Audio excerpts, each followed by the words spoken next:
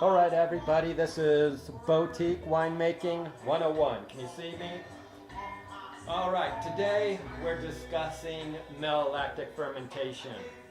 This is the most intense fermentation, the most, delicate, high risk is probably the best name for it. This fermentation, it's easy for it to get stuck. And if it gets stuck, you don't want to bottle it until it becomes unstuck. The wine where people are like, 3 years ago, the corks just started blowing out. I thought it was done fermenting. Well, it's not yeast blowing your corks. It's this bacteria, most likely. Maybe it's the yeast, but you should be smart enough to understand that. Where this is a lot more complex. This is a bacteria fermentation. It likes to eat acid. When the yeast is eating the sugar, it creates malic acid, carbon dioxide, and that's basically what it does. The malic acid is a little harsh.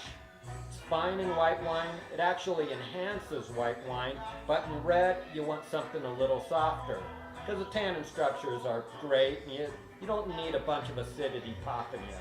So you try to reduce the acidity. So you put the malolactic bacteria in there, and it eats the malic acid and creates it into lactic acid. The lactic acid really doesn't have a flavor, and it's just smooth.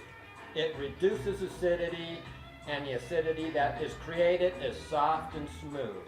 So that's what it's all about, making the wine soft and smooth, easy to drink. That way you get more of the berry flavors, more of the complexity of the oak and all that. A little bucket like this is a 2-gallon bucket. This is fine to ferment about 1,000 gallons. You don't need much of a starter. Right now I have a lot of sulfite. I have a free SO2 up around 70 parts per million in my tanks here. And that's pretty high to do a bacteria fermentation. I guarantee you any bacteria in there is in hibernation right now. So what I'm trying to do is I'm creating a super strain. I have some bacteria in here, the malolactic bacteria. I'm doing a starter on 2 of them today.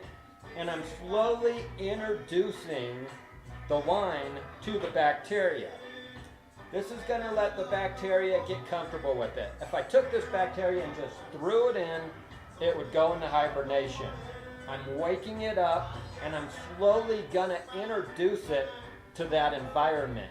And when I see that it is thriving in an environment that's equal to the environment that I want to ferment, then I will inoculate. So this is called creating a super strain. We're going to do something that theoretically is not possible, but it's going to happen today. So you create a starter, put about half water, half of the wine, and when you see signs of it being active, slowly add wine until you're up near the top, and when you get to the top, dump it in. Go ahead and take about 10 hours to fill it up, so just slowly keep introducing your starter, and you should be able to create a super strain. So this malolactic fermentation, it's high risk, it's the most complicated fermentation, it's the hardest to test for to see if it's complete.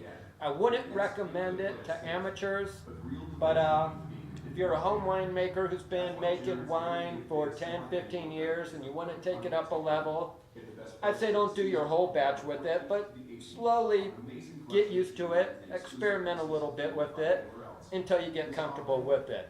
It will enhance the wine. It makes it softer, smoother, better on the palate, and the complexities of the oak and the berry come out stronger.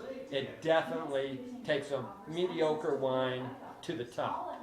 So, malolactic fermentation, enjoy.